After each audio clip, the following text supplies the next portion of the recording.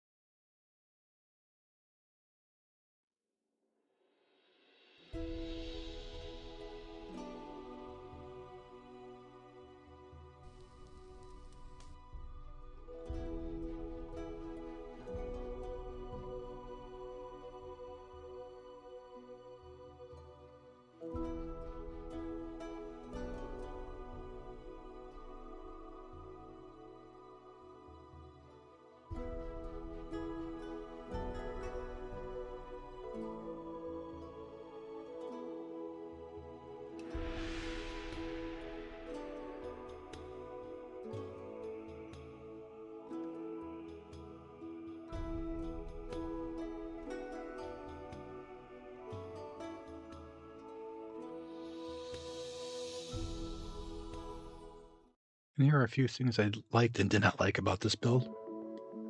Let's start off with the cemetery area. There's nothing wrong with this setup, but I personally like having detailed, nice cemeteries. This is probably one of the worst ones I built as far as my liking. So this is going to go as a dislike. I've been pairing the gatherer's hut and the forester's hut in the same area. I find I get more food from the gatherer's hut. So this setup has been working nicely. I do like having the forest farm next to it. It kind of gives it a feel. And you actually can see at top a bear came through right at the end and started taking down some trees. With the decoration, the cut stone road and the cut stone floor, even though it's faster for everyone to move on, I really don't like the look of it. I like the stone one better. I do like putting marketplaces where the circle for homes is split by a river or a lake, so having homes on one side of the river and homes on the other side. I didn't expect the farmlands to be as close as they were, so all my homes are bunched up, and I wanted them more scattered in an open area. So this is not bad, but it's something I could work on.